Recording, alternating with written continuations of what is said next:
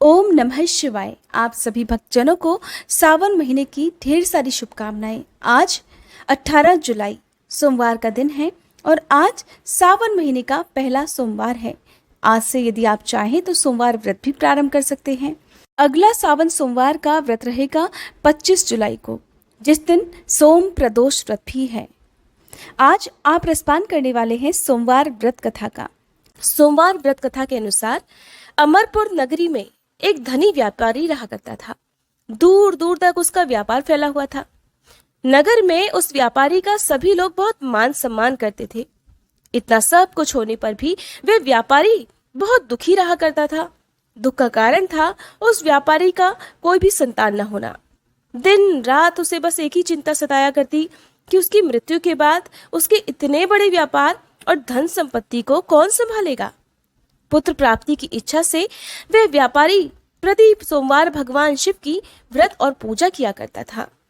सायंकाल को वह व्यापारी शिव मंदिर में जाकर भगवान शिव के सामने घी का दीपक जलाया करता था। उस व्यापारी की भक्ति देखकर एक दिन देवी पार्वती ने भगवान शिव से कहा, हे प्राणनाथ, ये व्यापारी आपका सच्चा भक्त है।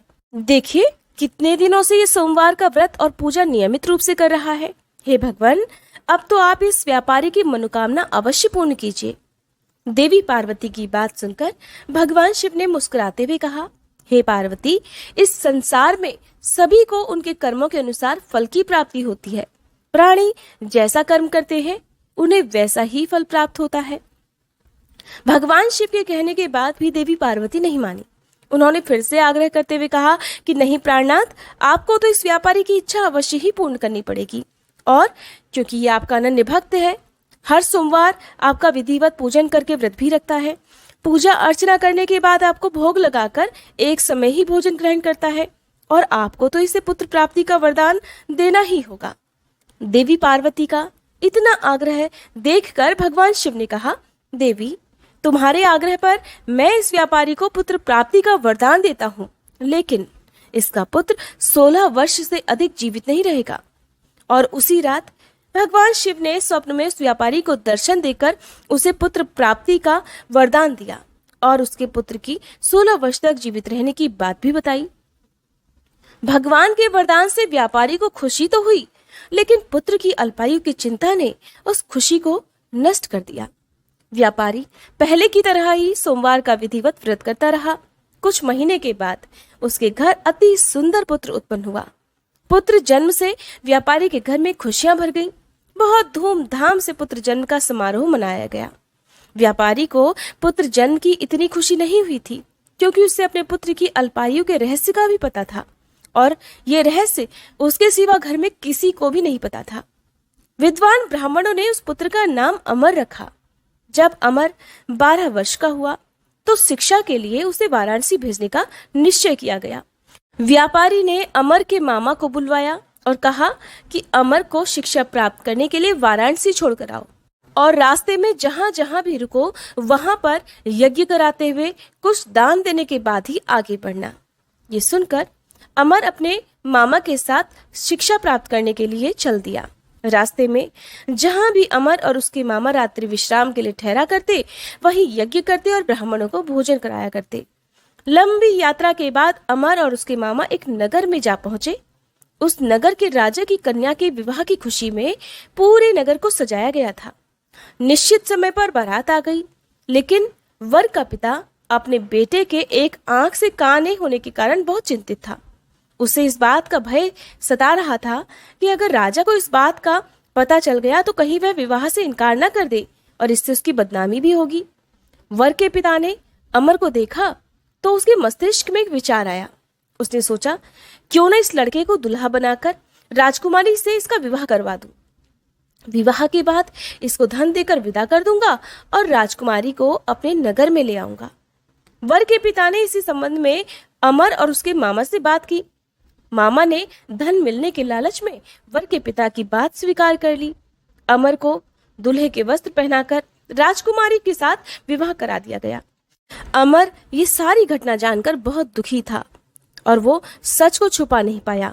रात में मंडप में अवसर देखकर उसने राजकुमारी की ओढ़नी पर लिख दिया, राजकुमारी, तुम्हारा विवाह तो मेरे साथ हुआ था, लेकिन मैं तो वाराणसी में शिक्षा प्राप्त करने जा रहा हूँ और तुम्हें अब जिस नवयुवक की पत्नी बनकर रहना पड़ेगा वह कान्हा है। सुबह होते ही अमर और उसके मामा वाराणसी के लिए चल दिए।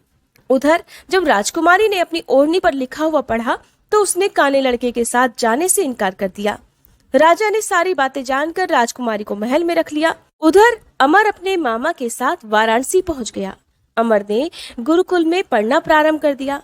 जब अमर की आयु 16 वर्ष पूरी हुई तो उसने वहां एक यज्ञ करवाया। यज्ञ की समाप्ति पर ब्राह्मणों को भोजन कराया और खूब अन्न वस्त्र दान आदि किए। रात को अमर अपने शयन कक्ष में सो गया। शिवजी के वरदान के अनुसार शयन करते हुए ही अमर के प्राण पखेरु उड़ गए। सूर्योदय होने पर मामा ने जब अमर को मृत देखा तो रोने पीटने लगा। आसपास के लोग भी एकत्र होकर दुख प्रकट करने लगे। मामा के रोने विलाप करने के स्वर समीप से गुजरते हुए भगवान शिव और देवी पार्वती ने भी सुने। पार्वती जी ने भगवान से कहा, हे प्राणनाथ, मुझे इस व्यक्ति के रोने का स्वर सहन नहीं हो रहा। कृपया प्रभु इस व्यक्ति के कष्ट को दूर कीजिए। भगवान शिव ने देवी पार्वती के साथ अदृश्य रूप से समीप जाकर देखा तो पार्वती जी से बोले, पार्वती, ये तो उसी व्यापारी का पुत्र है जिसे मैंने 16 वर्ष की आयु का वरदान दिया था। अब इसकी आयु पूरी हो गई है। पार्वती जी ने जब ये सुना तो भगवान शिव से फिर से निवेदन किया, प्राणनाथ, आप इस लड़के को पुनर्जीवित कीजिए, नहीं तो इसके माता पिता भी पुत्र की मृत्यु के कारण रो रो कर अपने प्राणों का त्याग कर देंगे। और इस लड़के का पिता तो आपका परम भक्त है, वर्षों से सोमवार का व्रत करते हुए आपको भोग लगा रहा है। पार्वती जी के आग्रह करने पर भगवान शिव ने उस लड़के को जीवित होने का वरदान दिया और कुछ ही क्षण में वह जीवित होकर उठ बैठा। शिक्षा समाप्त कर अमर मामा के साथ नगर की ओर चल दिया। दोनों चलते चलते वापस उसी नगर में आ पहुंचे जहां अमर का विवाह हुआ था। उस नगर में भी अमर ने यज्ञ का आयोजन करवाया। पास से गुजरते हुए नगर के राजा ने यज्ञ का आयोजन देखा तो राजा ने अमर को तुरंत पहचान लिया।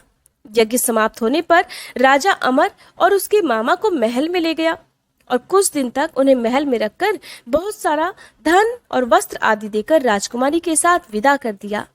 रास्ते में सुरक्षा के लिए राजा ने बहुत सारे सैनिकों को भी साथ भेजा। मामा ने नगर में पहुंचते ही एक दूत को घर भेजकर अपने आगमन की सूचना भेजी। अपने बेटे अमर के जीवित वापस लौटने की खबर से व्यापारी बहुत प्रसन्न हुआ। व्यापारी ने अपनी पत्नी के साथ स्वयं को एक कमरे में बंद कर रखा था। भूखे प्यासे रहकर व्यापारी और उसकी पत्नी बेटे की प्रतीक्षा कर रहे थे। उन्होंने प्रतिज्ञा कर रखी थी कि यदि उन्हें अपने बेटे की मृत्यु का समाचार मिला तो वे दोनों भी अपने प्राण त्याग देंगे। व्यापारी अपनी पत्नी और मित्रों के साथ नगर के द्वार पर आ पहुंचा। अपने बेटे के विवाह का समाचार सुनकर पुत्रवधू राजकुमारी को देखकर उसकी खुशी का कोई ठिकाना नहीं रहा। उसी रात भगवान शिव ने व्यापारी के स्वप्न में आकर दर्शन देकर कहा, हे श्रेष्ठी, मैंने तेरे सोमवार के व्रत करने और व्रत कथा सुनने से प्रसन्न होकर तेरे पुत्र को लंबी आयु प्रदान की है। ये सुनकर व्यापारी बहुत प्रसन्न हुआ। इस प्रकार सोमवार का व्रत रखने से व्यापारी के घर में खुशियां लौट आई। तब से व्यापारी के पुत्र और पुत्रवधू ने भी सोमवार का व्रत रखना प्रारंभ कर दिया। शास्त्रों में लिखा है कि जो भी स्त्री पुरुष सोमवार को विधिवत व्रत करते और व्रत की कथा पढ़ते या सुनते हैं, भगवान शिव उनकी सभी इच्छाएं पूर्ण करते हैं। प्रेम से बोलिए, भोले शंकर भगवान की जय।